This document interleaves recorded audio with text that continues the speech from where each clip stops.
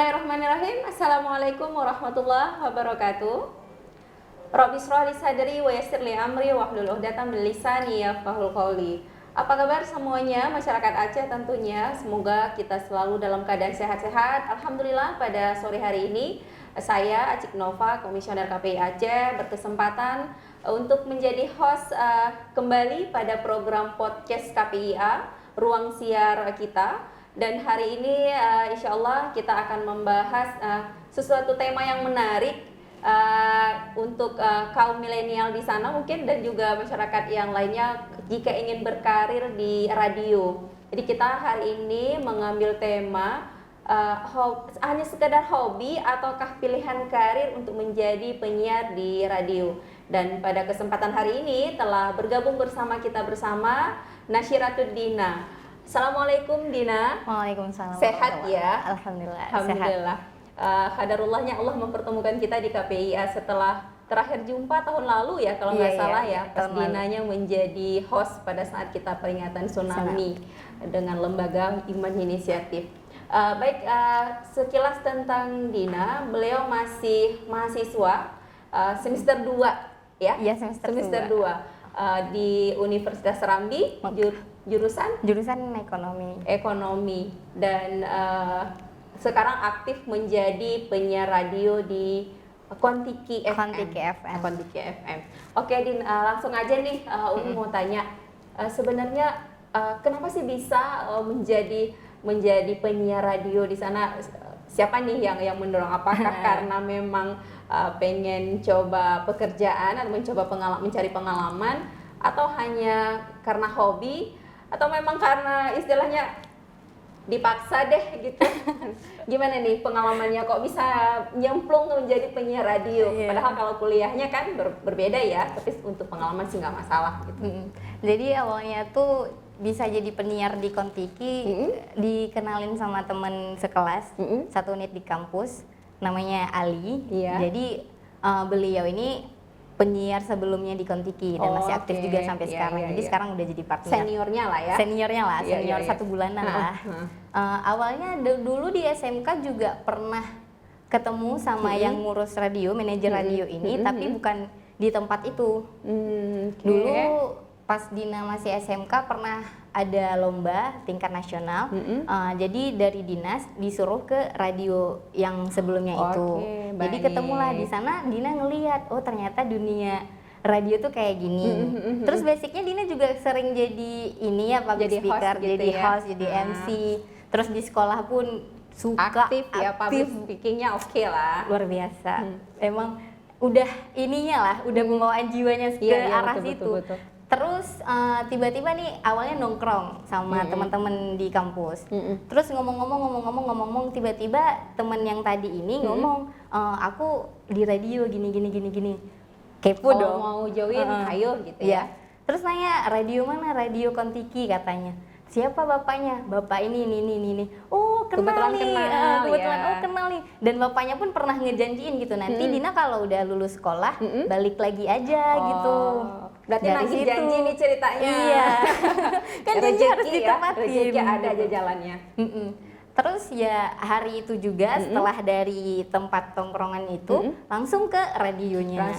Terus dikenalin, oh gini, oh baik gitu. Besoknya langsung masuk gitu. Langsung masuk. Untuk bekerja menjadi penyiar radio ini berarti jalannya mulus ya, nggak yang harus ikut tes dulu atau kasih lamaran. Alhamdulillah itulah berkah silaturahim ya. Udah kenal duluan, udah ada relasinya. Jadi walaupun pada saat itu mungkin ada rentan waktu, masih sekolah kemudian selesai sekolah, Masya Allah kalau udah rezekinya ada aja jalannya, pasti dipertemukan kembali kan. Kemudian selama menjadi penyiar radio nih, bisa nggak sih diceritain hal-hal yang seru, suka dukanya menjadi penyiar radio itu seperti apa sih sebenarnya? Kalau hal-hal yang seru pasti banyak ya. Pertama kita kan ketemu sama orang-orang baru, terus hal-hal baru juga.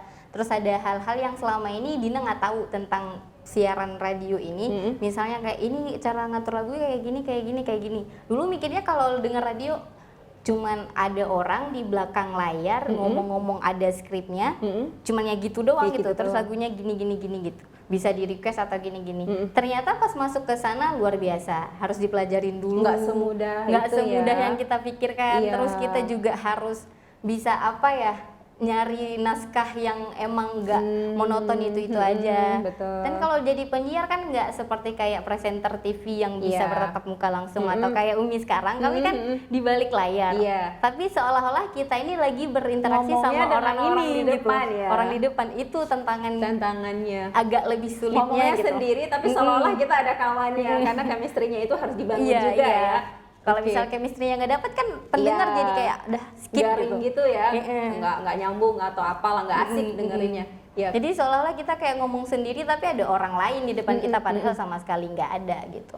Terus kalau dukanya cuma satu sih nih, jaraknya jauh dari Jaraknya jauh dari rumah, jarak tempuhnya jarak berarti ya. tempuhnya. Kalau lingkungan pekerjaannya asik ya. Asik banget, Asik, alhamdulillahnya. alhamdulillah ya. Terus juga para pekerja saya juga mendukung, kan Dina sekarang udah kayak gini. Maksudnya kan jarang ada penyiar yang seperti Dina Iya. gitu. Tapi sama sekali nggak kayak kamu jangan gini-gini, tapi malah ngedukung gitu, Iya. sama ngejaga gitu. Ya itu kan salah satu kekhususan Aceh ya, maksudnya kearifan lokal kita, kekhususan kita kan memang syariat Islamnya. Jadi bukan suatu halangan ketika misalnya ada seorang perempuan yang telah menutup aurat dengan sempurna, mau berkarir di mana saja, itulah istimewanya Aceh. Iya. Justru ketika kalau misalnya itu yang dibatasi, tanda tanya nih, katanya Aceh syariat Islam, masa cewek yang bercadar kok nggak boleh jadi penyiar kan Iya. gitu. Alhamdulillah berarti ini membuka wacana juga untuk perempuan-perempuan di luar sana bahwa untuk menjadi cantik itu nggak harus terbuka kok. Kemudian untuk berkarir pun kalau di Aceh kita nggak ada dibatasin, bahkan Indonesia pun udah mengakuinya. Mungkin ada beberapa daerah yang ya beberapa lembaga ataupun instansi yang memang belum bisa terima, tapi pasti ada alasan yang jelasnya. Misalnya kalau kayak di sekolah itu kan kalau misalnya pakai ini cadar, mungkin takutnya nanti pengucapannya kurang jelas ketika mengajarkan, dan itu ada hal-hal yang lain. Nah, kemudian kita kembali lagi nih menjadi seorang penyiar radio.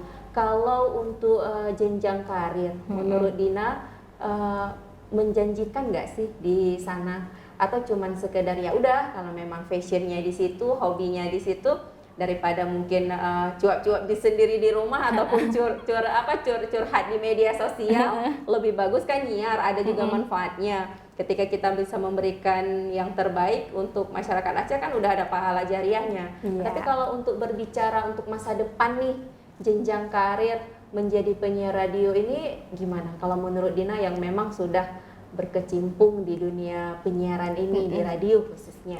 Kalau menurut Dina sih sangat menjanjikan ya, tapi balik lagi tergantung sama pribadi masing-masing. Kalau kita bersungguh-sungguh, diri ya. Iya, kalau kita bersungguh-sungguh terus mau terus belajar lagi pasti menjanjikan kan. Hasil nggak akan mengkhianati usaha gitu. Iya, betul. Berarti menurut Dina yang sudah berapa lama sih menjadi penyiar radio? Sekarang udah kurang lebih mau setahun. Jadi masih semangatnya ya. Mudah-mudahan tahun kedua dan selanjutnya masih tetap sama semangatnya dan harus bisa memberikan yang terbaik lagi. Berarti bukan suatu alasan takut nanti menjadi penyiar radio, entahkah mungkin bayarannya kecil atau segala macamnya, ketika disyukuri pasti akan terasa keberkahannya. Karena berbicara tentang pekerjaan ini, yang pertama memang harus sesuai dengan fashion diri. Kalau kita ingat yang lagi berduka sekarang ya, omongannya Gubernur Jawa Barat itu Kang Emil atau Ridwan Kamil yang memang sekarang lagi berduka kehilangan anandanya. Mudah-mudahan Allah berikan tempat terbaik lah ya. Beliau mengatakan bahwa pekerjaan yang asik itu ya hobi yang berbayar, karena nggak ada beban kita melaksanakannya. Tapi kalaupun misalnya gaji kita tinggi tapi kita nggak asik, nggak enjoy, itu akan jadi beban dan pasti hasilnya nggak semaksimal, karena sesuatu yang dilakukan dengan hati berbeda ketika kita melakukannya karena tuntutan pekerjaan saja. Betul. Nah, Dina, kalau menurut Dina, kalau kalian itu, kalau misalnya mohon maaf nih, kalau misalnya Umi nanya tentang kafalahnya lah atau bayarannya itu, kalau biasanya penyiar radio dia apakah sama dengan tempat bekerja yang lain, misalnya per bulan, akhir bulan misalnya atau awal bulan, atau kalian ya tergantung shift masuknya, berapa jam nyiarnya segala macam. Itu gimana kalau masalah? Kalau di Radio Dina sendiri bayarannya itu sesuai dengan berapa jam kita nyiarnya. Terus tapi nanti bakalan dikumpulin jadi dikasihnya di pada satu ini juga, di 1 bulan juga, pada 1 biar bulan juga lebih kerasa betul. lah. Oh ini gajinya gitu. Tapi kalau misal dibayar per jam kan pulang dari situ ada dimsum di depan atau ada perhitungannya apa? tetap per jam ya. Iya, perhitungannya tetap per jam. Iya, oke. Kalau misalnya menurut dia apa sih yang harus dipersiapkan kalau generasi muda kita yang di luar sana nih, penonton podcast KPI Aceh, untuk menjadi seorang penyiar radio itu yang harus dipersiapkan dulu itu apa sebenarnya? Apakah harus kuliah sesuai dengan jurusan, misalnya ilmu komunikasi atau yang berhubungan dengan hal itu? Menurut Dina apa nih tipsnya atau yang mereka perlu persiapkan diri untuk menjadi seorang penyiar radio yang asik? Kalau menurut Dina, pendidikan penting ya pastinya. Kalau misalnya kita menuntut ilmu di jalan yang sesuai dengan bidang apa yang kita mau, pasti lebih bagus. Tapi itu nggak menentukan dan nggak menjanjikan juga. Kalau misalnya seperti Dina kan berbeda nih, sangat bertolak belakang gitu. Ekonomi, kerjanya penyiar gitu. Tapi yang harus dipersiapkan yang pertama PD. Kalau misalnya ada orang yang kemampuannya ternyata bagus, tapi dia tidak berani untuk menampilkan dirinya sendiri, percuma mentalnya yang pertama. Terus yang kedua, ini kemampuan public speakingnya juga gitu. Terus harus, kalau penyiar radio cuma satu kuncinya, so asik aja. Harus asik. So asik aja gitu. Berarti. So asik aja gitu. Mau lagi sedih, mau lagi galau, itu harus dikesampingkan. Asikin aja pokoknya suaranya harus asik, harus enak aja didengar harus ceria aja. Harus ceria aja. Berarti bisa awet muda dong Din kalau kerja di sana ya. Pasti. Din saya sebenarnya awet muda nih. Enggak sih kayaknya. Beban juga ya, ada juga galaunya ya. Ada dong, intinya pasti. Memang ya disyukurin aja, dijalanin aja.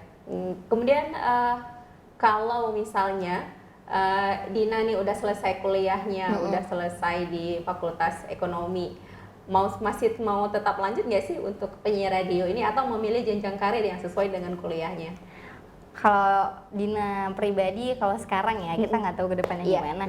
Kalau sekarang kayaknya masih tetap memilih di dunia broadcasting atau dunia penyiaran karena emang passionnya itu di sini. Dina juga pernah bekerja magang di salah satu dinas yang ada di sini, kantoran gitu, jadi sekretaris aspri pribadi kepala dinasnya.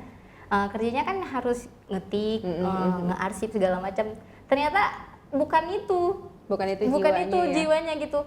Kita ngerasa bosan terus kayak yang dikerjakan monoton gitu. Hari ini gini mau berangkat aja rasanya nggak usah lah hari ini. Tapi kalau misal di dunia penyiaran kayak sekarang itu semangatnya tuh luar biasa gitu. Karena emang suka, emang hobinya di sini gitu. Jadi kayaknya kedepannya akan tetap memilih di bidang ini. Kalaupun mungkin harus ada rezekinya berkarir di tempat lain, insya Allah penyiaran ini tidak akan dilupakan gitu ya, tidak akan ditinggalkan, tidak akan secepat itu. Pasti akan menjadi prioritas juga dalam diri. Kemudian untuk tantangan yang paling besar menjadi penyiar radio di samping tadi mental, memang kemudian harus sok asik lah. Berarti kan harus ini juga ya, harus tanggap juga dengan harus up to date ya, sama apa yang kejadian sekarang, yang viral sekarang, karena kan itu membutuhkan waktu juga. Dan mungkin inilah hebatnya generasi sekarang, generasi milenial yang memang digitalisasi itu sangat memudahkan. Menurut Dina, kalau misalnya kita kan untuk penyiaran televisi kita itu kan mau migrasi nih ceritanya. Jadi TV analog yang sekarang itu akan dimatikan, kemudian akan beralih ke TV digital. Jadi kalau lebih gampang lagi, lebih banyak lagi sumber informasi. Sebagai generasi milenial yang luar biasa, maksudnya udah berkecimpung juga di lembaga penyiaran untuk proteksi diri ini. Kalau hal yang positif, semua orang menginginkan, semua orang pengen hal itu. Dan banyak yang bisa kita dapat. Tapi kalau dari sisi negatif, untuk proteksi diri menurut seorang Dina, apa yang harus dimiliki oleh generasi di luar sana untuk bisa tidak terjerumus dari pengaruh digitalisasi ini yang dampak negatifnya? Kalau Dina pribadi ya, cuman satu sih, yang harus dimiliki sama generasi milenial untuk memproteksi diri dengan dampak negatif pengaruh digital sekarang cuman iman aja sih. Iman harus kuat. Harus kuat iman, karena kalau misalnya kita senantiasa mengingat Allah gitu pasti kalau ada sesuatu yang muncul yang emang nggak baik untuk diri kita, pasti kita nggak akan keterusan gitu, langsung ya udahlah skip aja, kayak never mind lah gitu. Gitu aja sih, iman, terus jangan keseringan main gadget juga. Gitu. Harus ini juga diimbangin juga ya. Kapan waktunya, berarti manajemen waktu ya. Manajemen waktu.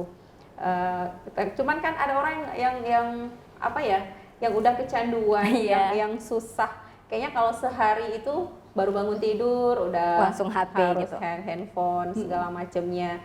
Kemudian ya kehidupannya itu nggak jauh-jauh beda dengan WhatsApp dan segala macam. Memang itu aja kerjaannya. Mungkin untuk keluar dari zona itu ya agak sedikit ada tantangan ya, tapi bukan berarti nggak mampu gitu. Oke, berarti memang seperti Dina bilang tadi, ketika kita tahu siapa Tuhan kita, kita tahu siapa pencipta kita tahu aturannya. Dan dalam agama Islam itu sudah sangat jelas mana yang boleh, mana yang enggak. Jadi seberapa canggih pun teknologi saat ini, ketika iman kita kuat, insya Allah kita akan terlindungi dan terproteksi dengan hal-hal yang tidak bagus.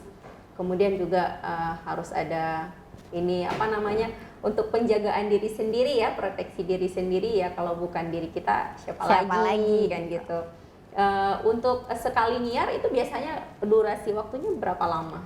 Kalau Dina, kami yang penyiarnya biasanya masuknya dari jam 16.00 jadi selesai asar sampai mau isya gitu, atau enggak sampai ba'da isya, tergantung kitanya. Jadi durasinya kalau selesai asar sampai maghrib kan pasti 2 jam, 2 jam, berarti sehari itu 6 jam kurang lebih. 6 jam. Kalau pagi nyiar juga nggak? Kalau pagi enggak sih, soalnya penyiarnya mahasiswi semua. Oh, mahasiswi semua. Jadi kalau jam pagi itu Radio Kontiki diisi cuman ada playlist lagu-lagunya doang gitu, tapi berarti penyiarnya nggak ada. Hanya operator aja. Itu setiap hari seperti itu? Setiap hari. Kecuali hari Minggu. Kecuali hari Minggu. Kalau hari Minggu kalian nyiar ya paginya ya?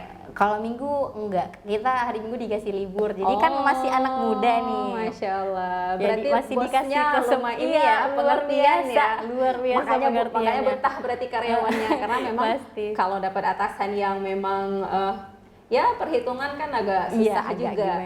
Dan berarti rentan waktu untuk tampil lagu-lagu segala macam itu dari jam berapa paginya? Dari jam 8 itu udah mulai biasanya. Udah mulai. Kalau misalnya ketika azan zuhur, azan asar biasanya disiarin dong untuk azan? Iya, ada tentunya. Itu kan wajib ya kalau daerah Aceh harus untuk menyiarkan sholat azannya gitu. Kemudian sampailah jam 16 tadi baru kalian isi. Baru masuk selesai sholat asar, baru itu setiap hari berganti. Kalau malam berarti selesai isya tuh jam 8, jam 9 nanti puterinnya otomatis lagi lagu lagi setiap hari seperti itu. Oh, Masya Allah. Berarti alhamdulillah sekali banyak ilmu yang kita dapatkan, karena selama ini yang kita tahu bahwa penyiar radio ini ya seperti Dina bilang tadi, mikirnya cuma di balik layar, udah ada operatornya, kemudian puterin lagu udah selesai. Ternyata nggak segampang itu.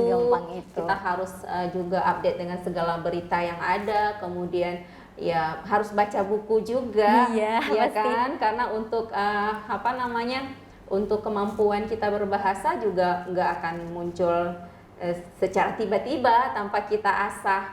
Nah, selain mungkin pendidikan, kalau pendidikan udah selesai, udah sama, maksudnya udah enak lah, maksudnya memang kayak itu.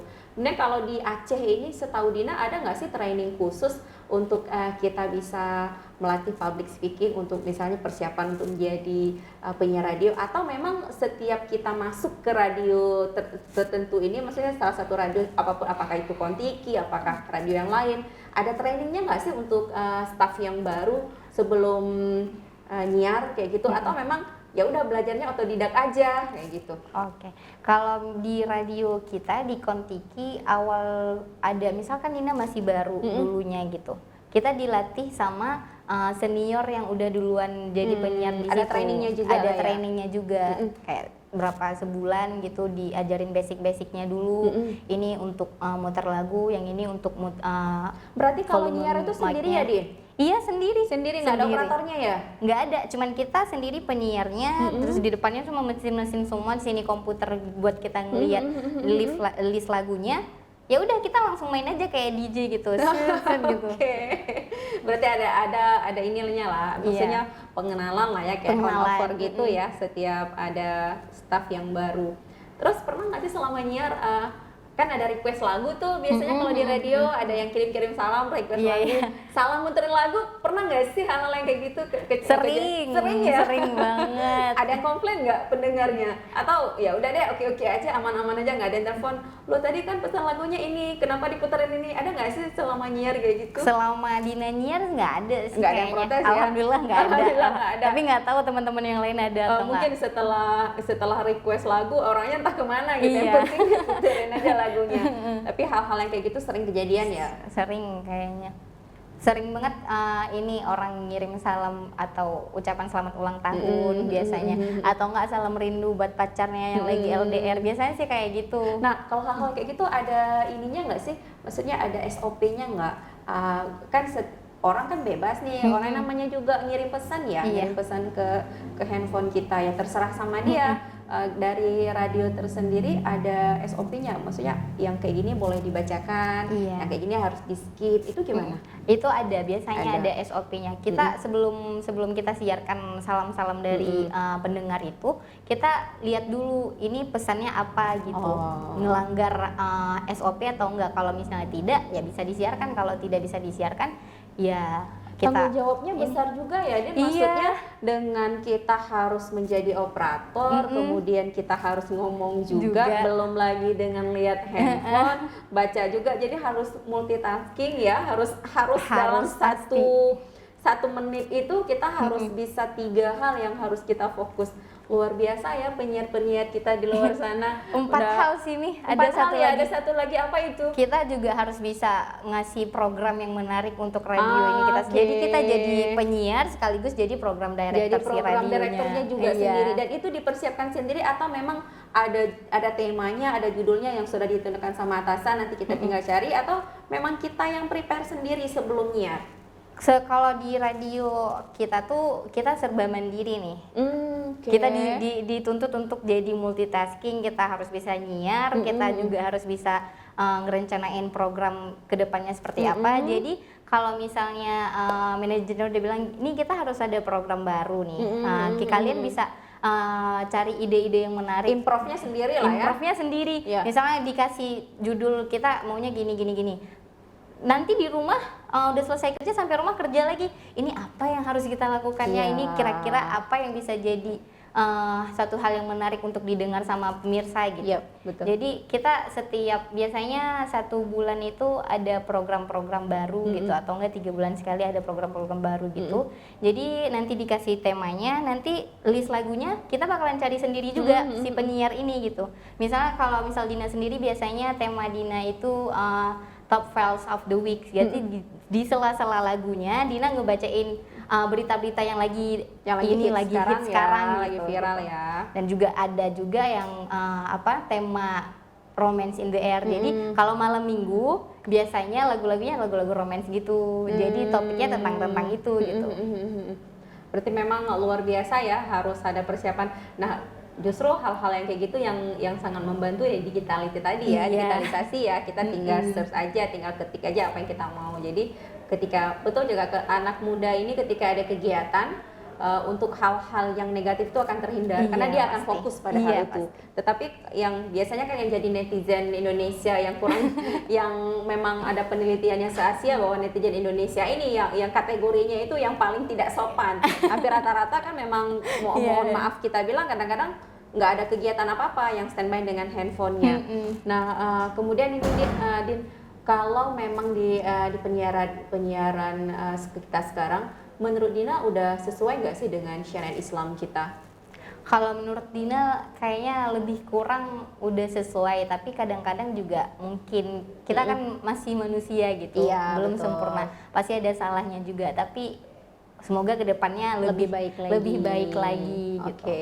Dari sisi Dina nih sebagai seorang penyiar radio, kan sekarang di KPI sendiri, di lembaga kita ini, Komisi Penyiaran Indonesia Aceh sekarang lagi giat-giatnya sedang melakukan untuk program kanun penyiaran yang Islami, judulnya kanun penyiaran Islami. Kalau dari pandangan Dina, gimana tanggapannya? Setuju atau merasa nanti takutnya nanti kalau udah Islami apa masih boleh lagu-lagu barat atau segala macam? Menurut pandangan Dina sendiri yang ketika mendengar kata kanun penyiaran Islami itu gimana?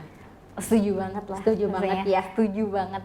Karena dari dulu pun suka mikir gitu, bisa nggak ya kita penyiar ini atau semua yang ada di dunia penyiaran lebih ke Islamnya ada kita gitu, ada gitu aturannya ya? Gitu, ada SOP yang mengatur kita harus gini yang sesuai gitu, yang sesuai dengan syariat kita, di sini gitu. Iya, betul. Apalagi kita syariat Islam kan di Aceh. Kekhususan kita ya, harusnya memang sudah orang harus lebih aware lagi, lebih paham lagi bahwa memang Islam itu rahmatan lil alamin.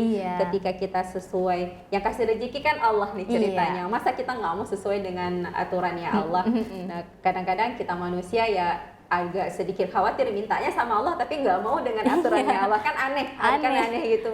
Maksud mintanya ke sini jalannya kemana gitu, tapi kalau misalnya ke sini ya jalannya harus ke sini. Alhamdulillah sekali ya, mudah-mudahan memang ya, ini membuka cakrawala baru bagi teman-teman penyiaran di luar sana, bahwa ketika misalnya insya Allah kanun penyiaran ini jadi memudahkan kita semua, bukan untuk menyulitkan kita. Dan kita bisa juga simpulkan obrolan kita hari ini bahwa berkarir di lembaga penyiaran, apakah itu di televisi dan hari ini khususnya kita bahas radio, itu juga merupakan jenjang karir yang luar biasa prospeknya, dan nggak sembarangan orang juga sebenarnya bisa ke situ. Harus punya kemampuan yang harus selalu mau mengasah diri untuk bisa menjadi ya pribadi yang terbaik. Intinya untuk generasi di luar sana jangan pernah takut jika misalnya fashionnya itu di penyiar radio, takutnya nanti masa depannya gimana kan gitu. Karena di Aceh ini kalau nggak tanda kutip PNS kayaknya bukan pekerjaan kan gitu.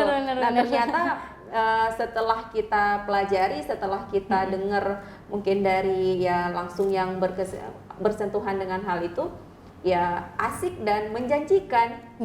Cuman memang balik lagi ke diri kita, kapasitas kita sesuai enggak? Kalau memang kapasitas kita itu sudah, ya kalau namanya berlian mau di dalam lumpur mah berlian aja. Kalau gitu. Mahal ya mahal aja gitu. Jadi ya mudah-mudahan ini menjadi ilmu pengetahuan dan wawasan ya untuk teman-teman kita di luar sana. Baik, mungkin untuk penutup nih Din, kasih dong satu statement atau apa yang menurut Dina untuk teman-teman kita di luar sana, pemirsa dari podcast KPI Aceh ini.